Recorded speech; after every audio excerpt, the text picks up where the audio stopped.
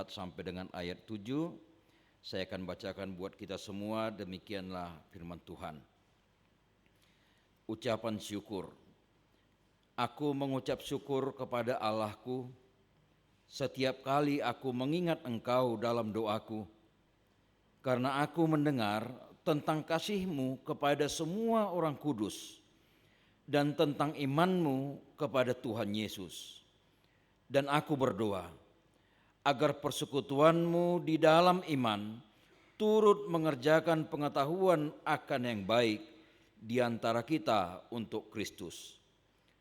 Dari kasih-Mu sudah kuperoleh kegembiraan besar dan kekuatan, sebab hati orang-orang kudus telah Kau hiburkan, saudaraku. Sampai demikian pembacaan firman. Sebelum saya menyampaikan khotbahnya, izinkan saya memperkenalkan diri singkat. Memang kalau saya tidak salah ingat, sepanjang karir kependetaan saya baru 3 kali berkhotbah di HKBP Bandung Reformanda ini. Yang terakhir itu di bulan 2 atau bulan 3 yang lalu, ya. Nama saya Pendeta Agus Sihaan, sebagaimana sudah diwartakan tadi.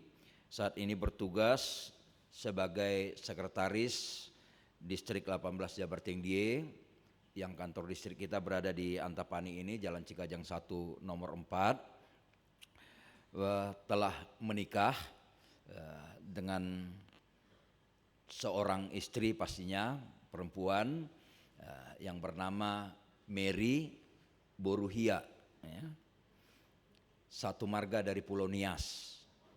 Itu udah sangat umum saya dengar. Oh, katanya di ujung. Ibu yang melahirkan saya Boruh Tagalung, mertua perempuan Boru Dolok Saribu, dan istri hadir bersama-sama kita juga di duduk paling depan saat ini. Bagi Amanginang, saudara-saudari sekalian yang mampu berbahasa Nias, saya minta tolong jangan ajak berbahasa Nias, karena dia nggak paham. Dan belum pernah juga ke Nias. Sudah lahir dan besar di Toba. Itu sebabnya mertua perempuan tadi Boru Dolok Saribu. Mari sama-sama bergumul dan berjuang dan saling menopang dalam doa. Siapa tahu ada juga yang sama dengan kami, yang tahun ini kalau Tuhan izinkan adalah menjadi tahun ke-16 pernikahan kami, yang masih tetap hanya berdua. Ya, siapa tahu ada sesama pejuang garis 2 di sini, ya. Kiranya Tuhan dengarkan doa kita, ya, Menginang, ya.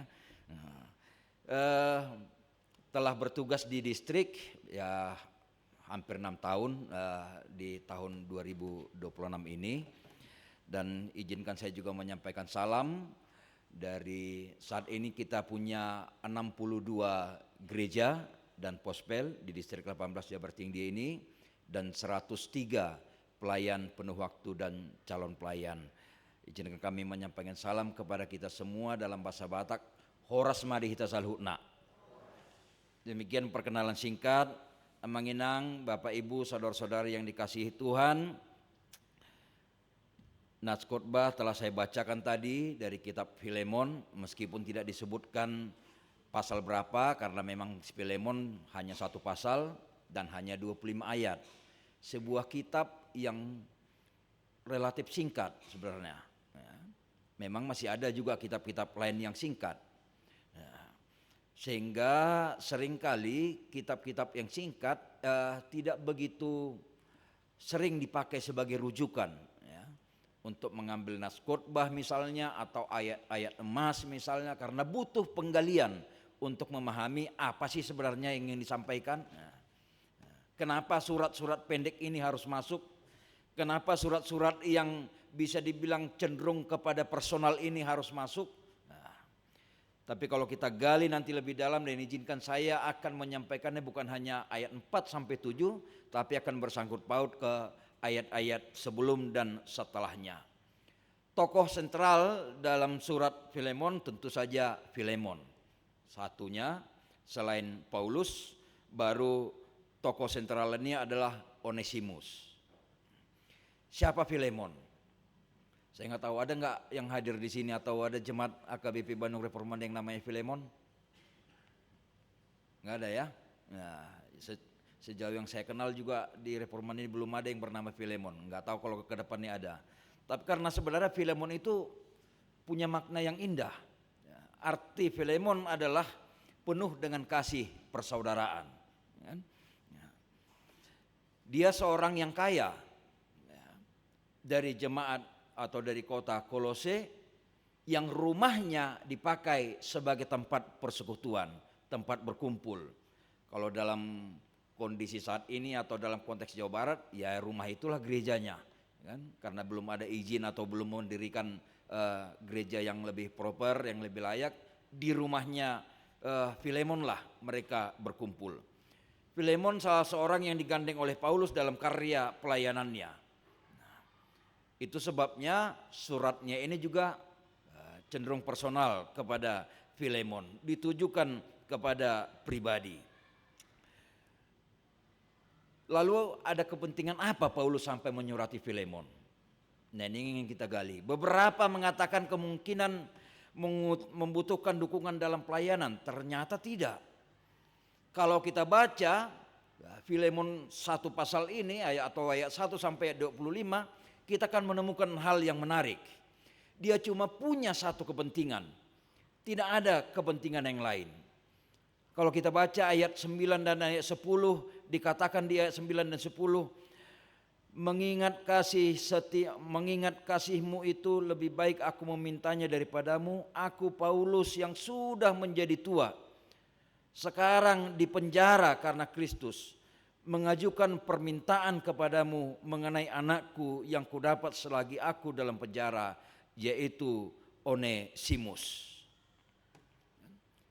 Beberapa hal tadi dikatakan kondisinya secara umur dia sudah tua, secara fisik di penjara, dan dia bertemu dengan Onesimus. Tidak banyak informasi mengenai Onesimus, tapi secara singkat saya sampaikan Onesimus adalah budak dari Filemon tadinya, yang tidak tahu kenapa dia kabur dari Filemon, dan tidak tahu juga kapan dan bagaimana caranya dia sama-sama dengan Paulus. Dia bukan orang yang dipenjara, tapi dia hadir menemani dan melayani kebutuhan Paulus selama dia di penjara. Lalu Paulus menerima Onesimus bukan lagi sebagai budak, tetapi sebagai teman, sebagai saudara seiman yang juga menerima kepercayaan sebagaimana yang Paulus percayai. Maka rencana Paulus adalah mengirimkan kembali Onesimus kepada Filemon. Sudah saatnya Onesimus pulang kepada tuannya. Kalau kita baca atau dalam kita tafsirkan dalam bahasa saat ini, Paulus ingin berkata, sudahlah Filemon, terimalah Onesimus ini. Dulu dia memang bikin kau susah. Dulu mungkin dia bikin kau rugi, tapi sekarang dia anakku. Jadi kutitip dia, terimalah dia kembali. Bukan hanya sebagai budak. Jangan kembalikan dia sebagai budakmu seperti dulu, tapi terimalah dia sebagai saudara seiman. Dan kalau di ayat selanjutnya, Paulus bahkan sampai berkata, kalau dia ada merugikan, kalau dia ada utang, udahlah aku yang nanggung. Sampai dia bilang begitu. Kita menemukan kepentingan surat ini hanya satu, bukan untuk dia, tetapi untuk anak rohaninya, yaitu Onesimus, supaya berdamai dengan tuannya Filemon dan menerima dia sebagai saudara sejajar. Yang tadinya budak, tidak ada siapa-siapa, tetapi menjadi saudara seiman. Bukankah ini luar biasa? Seorang Paulus, rasul besar, tapi menuliskan surat pribadi kepada Filemon yang meminta agar Onesimus diterima kembali. Bukannya Paulus tidak punya kerjaan yang lain. Bukannya tidak bisa orang berkata, udahlah Paulus, kau kan udah tua, udah dalam penjara, susah juga kau menulis di penjara. butuh usaha yang luar biasa, energimu harus luar biasa.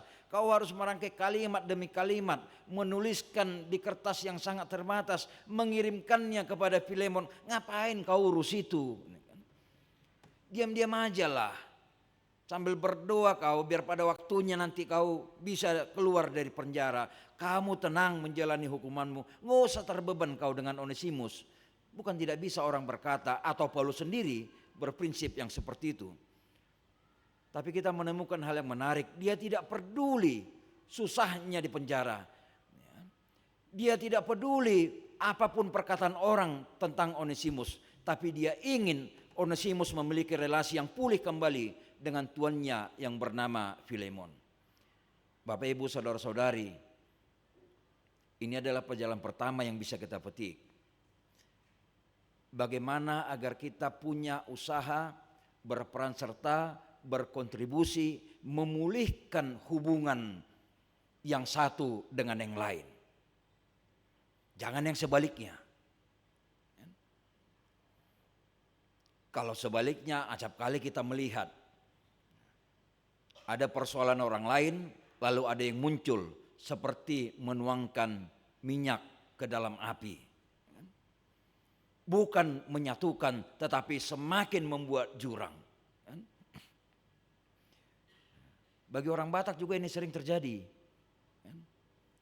Si A dan B yang bertengkar, si C ikut pro kepada si A, si D ikut nimbrung pro kepada si B. Lalu makin rame terbentuk kubunya. Setelah berbulan-bulan ribut, tidak ada yang bisa menyatukan. Lalu ketika ditanya, ya karena apanya kalian ribut? Kenapa kalian bermusuhan? Nah ini bisa bingung. Nggak tahu ya kenapa kami waktu itu ya. Pokoknya ikut aja, ribut aja. Kan bisa saja begitu kan. Kita tahu si A dan si B ini, atau mungkin ada, mudah-mudahan tidak ada jemaat AKBP Bandung Reforman yang begitu ya. Kita tahu nih yang satu ini dengan yang satu ini ribut kan. Atau nggak cocok, nggak nyambung kan? Lalu kita tanya, kenapa kalian nggak mau salaman? Nggak suka aja ku. Iya kenapa kok nggak suka? Ya nggak nyaman aja. Kenapa kamu nggak nyaman? Apa rupanya persoalannya? Lalu dia bingung menjawab. Karena nggak tahu apa soalnya. Pokoknya nggak suka aja. Dan mungkin ada orang juga yang menyampaikan perkataan-perkataan yang tidak benar. Mulai hata Batak omai dokna mangalak pataruhata kan. Pewarta berita tak berbayar. Dijemput dari sini informasinya, disampaikan ke sana informasinya. Masih mending kalau informasinya dari sini 10 kata, nyampainya ke sana 8. Nah ini dari sini 10 bisa nyampe ke sana 25. Lalu berputar lagi. Lalu dia mengambil bagian juga di dalam keributan atau putusnya hubungan itu. Tapi Paulus dalam kesulitannya, dalam segala keterkurungannya, dalam segala kelemahannya, dalam segala keterbatasannya, dia mau berlelah agar Onesimus pulih kembali hubungannya dengan Filemon. Bapak Ibu saudara-saudara yang dikasihi Tuhan, tentu ini juga kerinduan bagi setiap pendengar firman ini. Bagi setiap kita yang mengetahui ada yang bersaudara yang kurang nyambung, ada yang berkeluarga yang kurang cocok, ada yang bertetangga yang suka bertengkar, hadirlah sebagai pembawa damainya. Kalau tidak bisa dan tidak mampu sebagai juru damainya, paling tidak nggak usah ngomporin, jangan nambah-nambahin. Kalau tidak mampu sebagai juru damainya, ya udah lipat tangan saja. Sambil membawa di dalam kedua belah pihak, jangan hanya salah satu ya, kedua belah pihak. Biar mereka yang sedang berseteru itu disentuh Roh Kudus di dalam perdamaian. Jangan lagi ada orang Batak yang sampai berkata merdomu di tano rara, kata aduh kan. Ya kalau rara, Mana pula itu kalau nggak sampai ke tanah, kan? Atau hanya ke beton atau ke tempat manapun itu. Ini susah-susah, sedap ini bagi orang Batak yang bikin perdamaian ini. Ada juga orang Batak yang mau mengatakan, "Doa mak mardami mak layunang mardomu," kan? Berdamai tapi tidak bersatu. Nah, kan repot juga ini. Ini sama kayak Amerika dengan Iran ini. Nggak tembak-tembakan tapi nggak damai juga, nggak nyatu juga, kan? Saling intip aja. Tunggu momennya untuk saling membalaskan lagi, cari celahnya untuk menyamakan skor atau menambahi skornya. Harusnya setiap orang percaya turut ambil bagian untuk menciptakan perdamaian dimanapun dia, untuk menciptakan persatuan dimanapun dia, untuk menghadirkan kasih dimanapun dia, sebagaimana topik minggu kita hari ini. Pulih kembali. Yang kedua, yang masih tetap dalam hubungan upaya Paulus memulihkan relasi Onesimus dengan Filemon, tentu juga kita diminta hadir, kalaupun tidak sebagai pendamai, tidak juga sebagai pembuat keributan atau pembuat ketidaknyamanan. Ini sampai karena karakternya seperti itu, bisa seseorang ada gelarnya.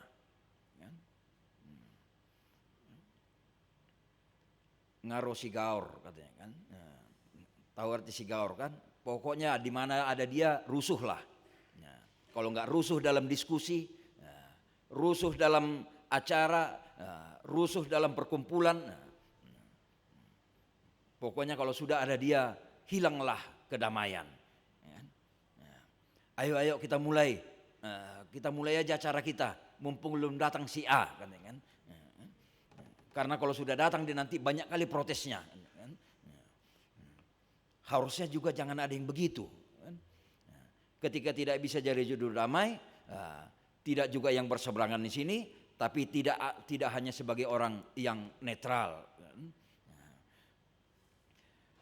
Yang berikut, Bapak Ibu dan saudara-saudari sekalian, yang bisa kita lihat juga ada yang menarik di ayat 4 dan ayat 5. Lagi di penjara, sudah tua, dibelenggu, lalu dia berkata, Paulus berkata, "Aku mengucap syukur kepada Allahku setiap kali aku mengingat engkau dalam doaku.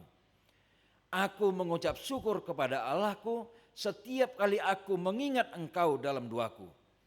Ada dua hal yang dibuat Paulus dalam penjara dan yang dituliskan dalam surat ini. Dia nggak bilang, ini topik yang minggu yang lalu yang Holsowan selalu khawatir kan, selalu curhat dengan kesulitannya. Tapi Paulus tidak begitu. Bukan tidak bisa, Paulus menuliskan juga dalam suratnya, "Tolonglah Filemon, kirimkanlah dulu uang, kirimkanlah dulu makanan, kirimkanlah dulu selimut. Saya kesulitan ini di dalam penjara. Kirimkanlah dulu lilin," karena biasanya penjara itu suka ada posisinya di bawah tanah, gelap kan. Tapi dia bilang, "Saya mengucap syukur kepada Allah setiap kali aku mengingat engkau dalam doaku." Mengingat engkau dalam doaku. Orang yang di penjara, yang umurnya juga sudah tidak muda lagi, tapi masih dan selalu mendoakan orang yang bebas, yang kaya, yang hidupnya penuh sukacita. Ini tentu menggelitik kita semua yang sungkan untuk membawakan saudara-saudarinya di dalam doa. Karena seringkali ucapan hanyalah seindah kata-kata di WhatsApp group. Bapak Ibu, Amang Inang, mari kita doakan. Amang ini lagi sakit, besok operasi. Lalu banyak yang menjawab, kan? Kiranya kasih Tuhan menyertai proses operasinya sampai dengan sembuh. Kiranya Tuhan memberkati seluruh tenaga medis. Kiranya proses operasinya berjalan dengan baik, pemulihannya juga berjalan dengan baik. Kiranya dan ketika dia mengetikkan itu, cukuplah dianggapnya itu doanya. Padahal dalam kesenggangan waktunya, dalam paketnya yang masih berpuluh-puluh giga, atau bahkan mungkin wifi-nya numpang, nggak ada ruginya juga. Lalu ada juga yang mengatakan, baik kita doakan bersama ya. Hanya sebatas itu. Kalau kita mengingat effort, upaya, usaha, hal yang dilakukan Paulus ini, bukankah kita patutnya malu terhadap diri kita sendiri jikalau ada yang diantara kita yang seperti itu.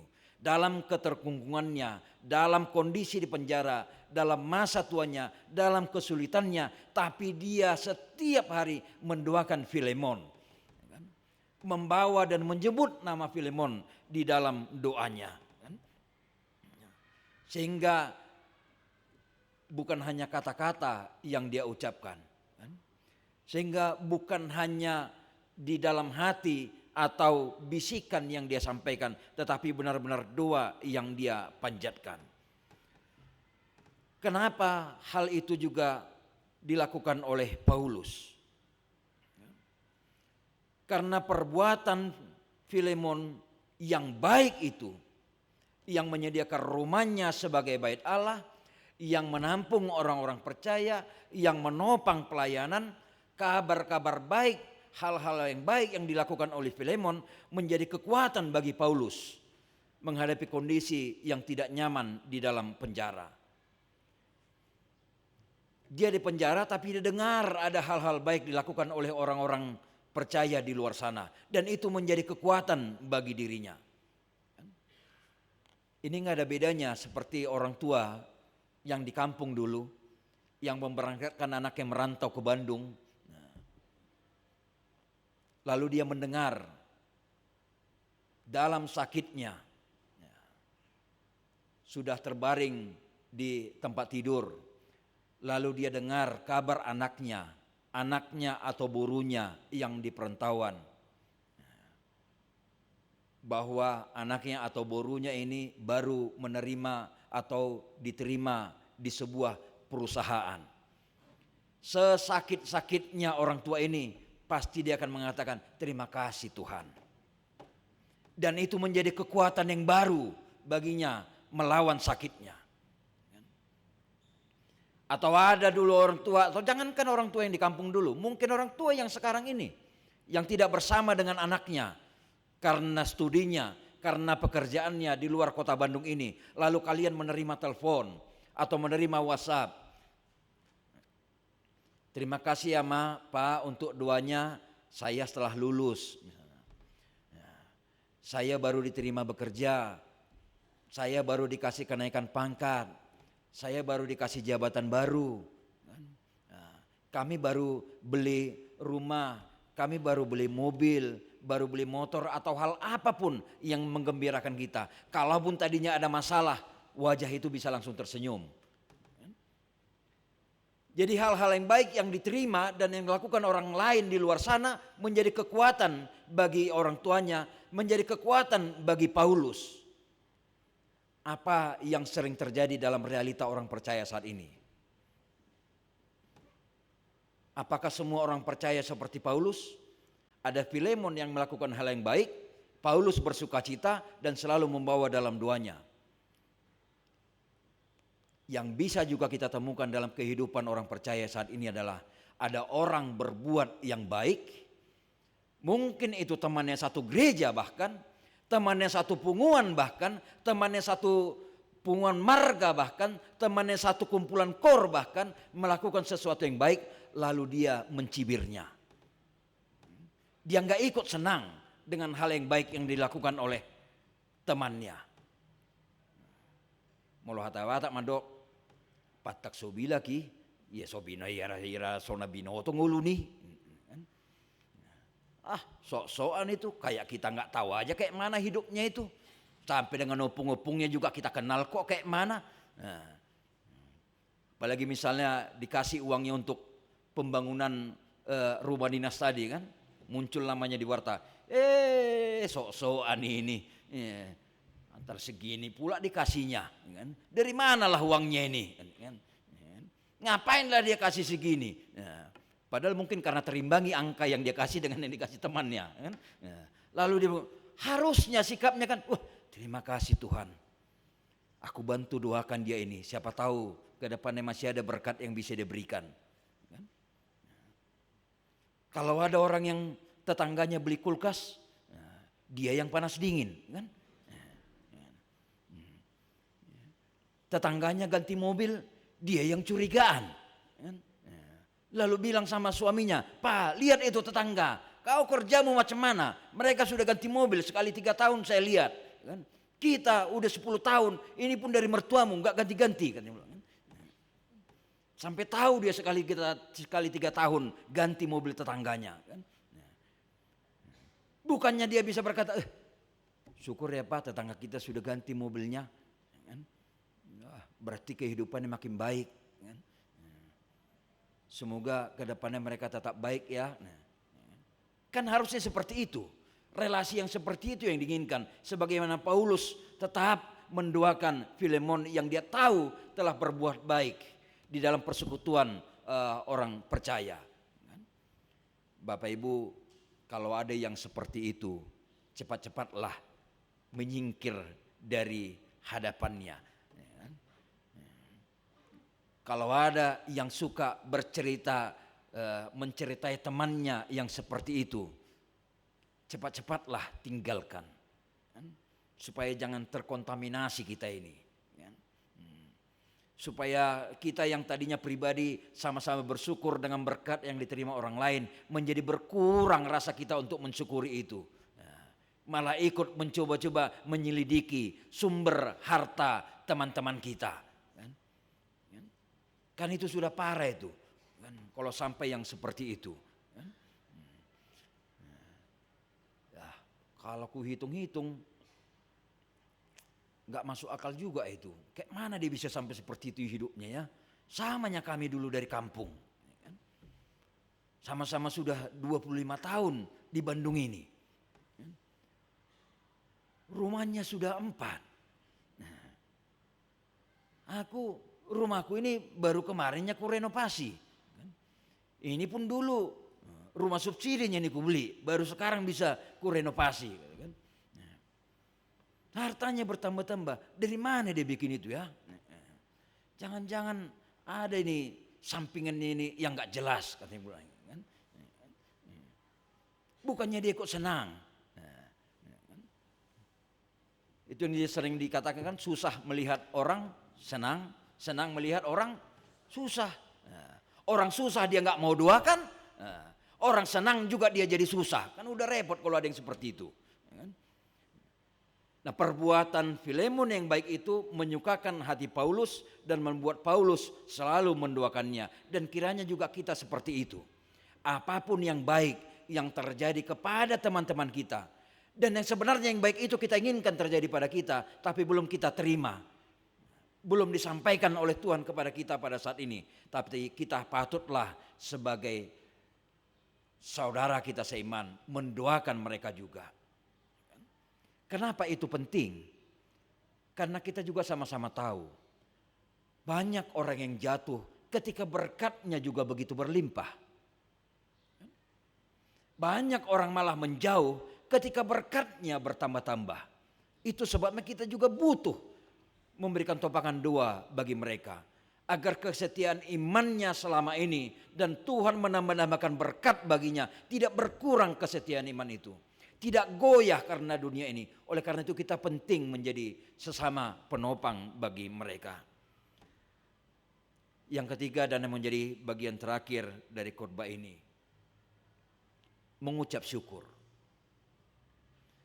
Itu adalah hal yang sangat penting. Paulus dalam kondisi tidak nyamannya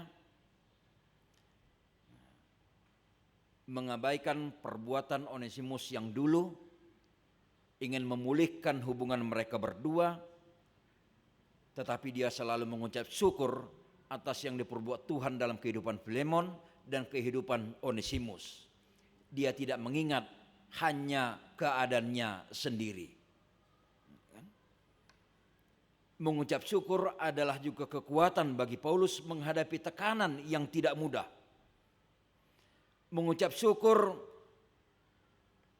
yang dilakukan oleh Paulus adalah cara dia juga mendapatkan kekuatan untuk menghadapi situasi yang tidak gampang itu.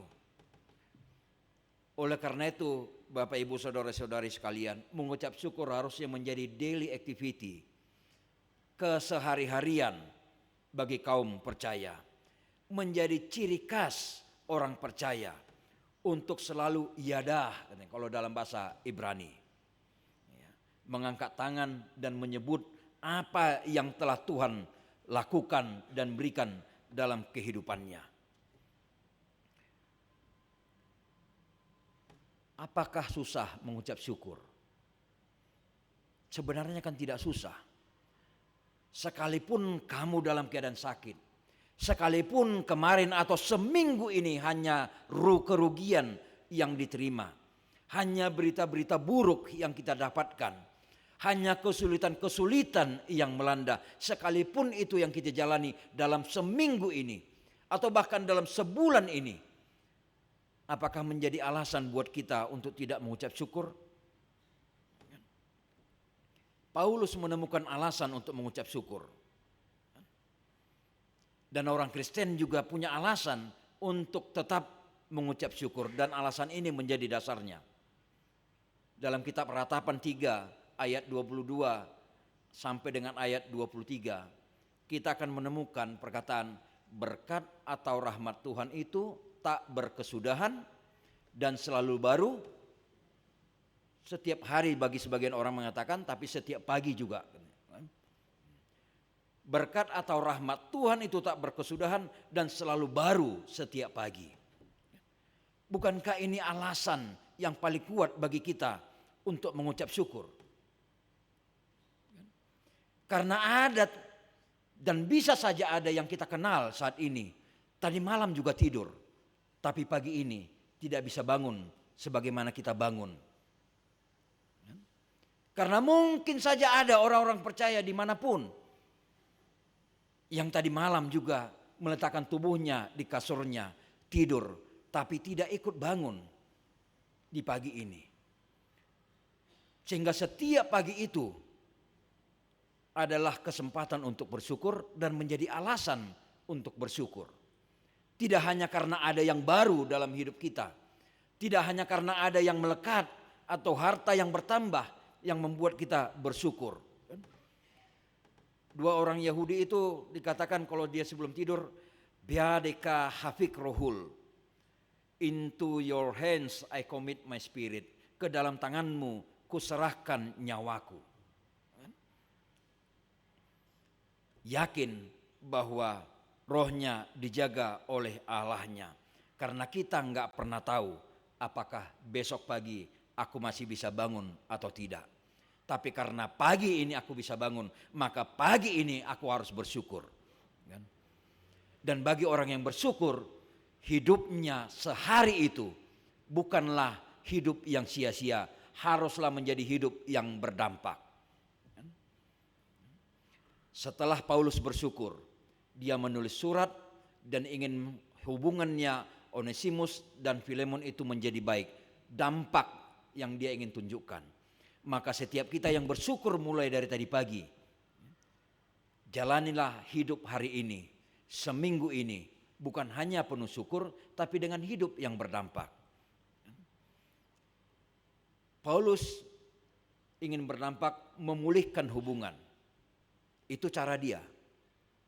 Apa cara saya? Apa caramu? Apa cara dari setiap kita untuk menunjukkan bahwa hidup kita punya dampak? Mungkin ada yang kita lakukan tadi pagi. Mungkin ada yang sudah kita rencanakan nanti siang. Mungkin ada hal yang bisa kita lakukan di sore hari. Atau bahkan malam hari sampai dengan kita mau tidur nanti. Tetapi kapanpun, dimanapun, selain yang bersyukur, ditindaklanjuti dengan kehidupan yang berdampak. Dengan demikian, itu adalah cara sederhana kita untuk mensyukuri apa yang telah Tuhan lakukan dalam kehidupan kita. Bapak Ibu, saudara-saudari yang dikasihi Tuhan, di satu sisi kita diingatkan bahwa setiap hari itu adalah kesempatan untuk bersyukur. Tapi di sisi lain kita juga sering dihadapkan hal-hal yang mempersulit kita untuk bersyukur. Mari fokus. Apakah fokus dengan kesulitannya? Apakah fokus dengan masalahnya? Atau fokus untuk mensyukuri apapun yang ada? Karena kalau dalam 1 minggu ini ada masalah yang belum selesai, pagi ini kita diberi kesempatan masuk ke gereja ini, maka ini adalah waktu yang Tuhan berikan. Aku tambahi waktumu ya, selesaikan yang kemarin. Kalau kemarin ada persoalan kita pribadi dengan siapapun itu, bahkan mungkin yang suami istri, bahkan mungkin orang tua kepada anak, anak kepada orang tua, tapi kita hadir di rumahnya pada hari ini, Tuhan juga ingin berkata, kamu sudah bersyukur ya, hari ini kamu datang, keributan yang kemarin selesaikan ya, salaman, bermaafan, sehingga rasa syukurmu itu juga kelihatan.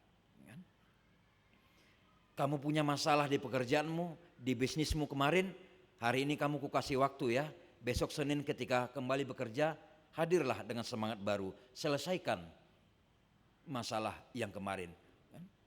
Sehingga kita tidak fokus dengan kesulitan dengan masalahnya, tapi fokus dengan kesempatan yang Tuhan berikan di dalam menjalani kehidupan ini. Untuk selalu bersikap optimis, itu yang ingin disampaikan. Untuk selalu positive thinking. Kita bisa berkata, segemuk-gemuknya ikan pasti ada durinya. Benar? Ya. Kecuali bandeng presto ya. Nah, segemuk-gemuknya ikan pasti ada durinya. Tapi sekurus-kurusnya ikan pasti ada dagingnya. Sebaik-baiknya orang pasti ada buruknya. Tapi seburuk-buruknya orang pastilah ada baiknya. Oleh karena itu carilah yang baik dalam keburukan seseorang sekalipun. Ya, tapi cari jugalah yang buruk pada diri sendiri. Kemudian perbaiki sebagai buah dari rasa syukur kita. Amin. Kita berdoa. Terima kasih.